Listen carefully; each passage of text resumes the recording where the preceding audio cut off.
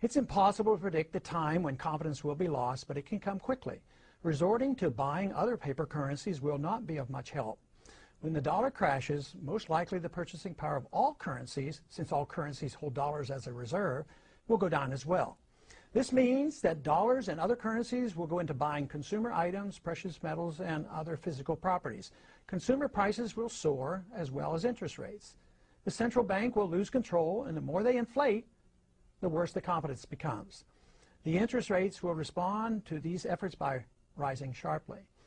If the Fed tries to reverse the run on the dollar, interest rates will also soar, and the pain on the American citizens will be of such proportion that political chaos will result. Either scenario leads to political and social chaos, the third event, and the most dangerous.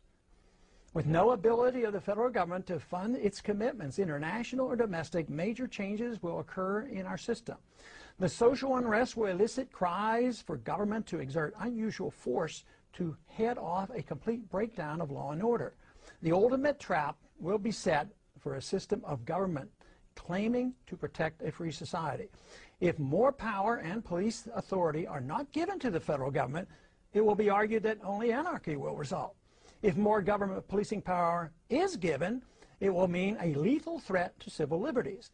Already, we have permitted the notion that a single person, the Attorney General or the President, can decide who is an enemy combatant, thus denying that individual the right of habeas corpus, permitting indefinite detentions without charges made.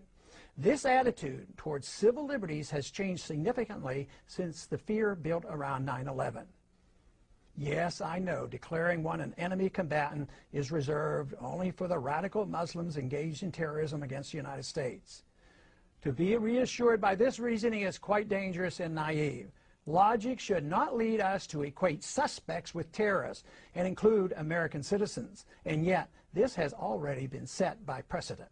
Under difficult circumstances, our political leaders will not be hesitant to use these powers to maintain order.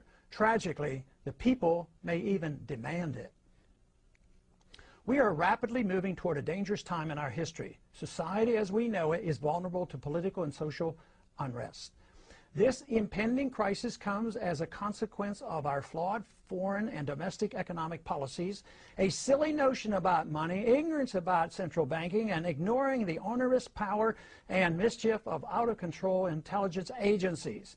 Our unsustainable welfare state and a willingness to sacrifice privacy and civil liberties in an attempt to achieve safety and security from an inept government. Dangerous times indeed. What can be done about it?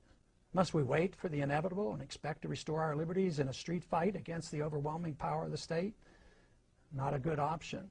The only way that we can prevent blood from running in the streets is to offer a better idea of the proper role of government in a society that desires first and foremost liberty.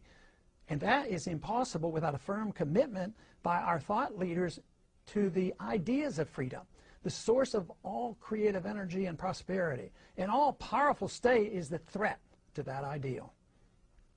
The prevailing attitude of the people, as it once was in early America, must be that of liberty and self-reliance, rather than the nanny state and dependency. Rely on the government force to mold all private choices. If this is understood, a smooth, although not painless, transition to a free society is achievable. Ignoring this option will be very destructive to everything that is dear to the hearts of most Americans. What is it that we must do? We must immediately embark on balance the budget by reducing spending, change our foreign policy to that of non-intervention, a full audit and more supervision of the Federal Reserve, leading to abolishing the Federal Reserve, legalize competition to the Federal Reserve with competing currencies, regain respect for civil liberties and privacy while reining in the CIA, wean ourselves off the dependence of wealth transfers by government, abolish crony capitalism, no subsidies, no bailouts, no regulatory or tax privileges to protect the powerful elite, especially the military-industrial complex, eliminate the income tax, the inheritance tax, and taxes on savings and dividends. None of this can happen without the restoration of Congress to its dominant position of the three branches of government, as was originally intended by the Constitution.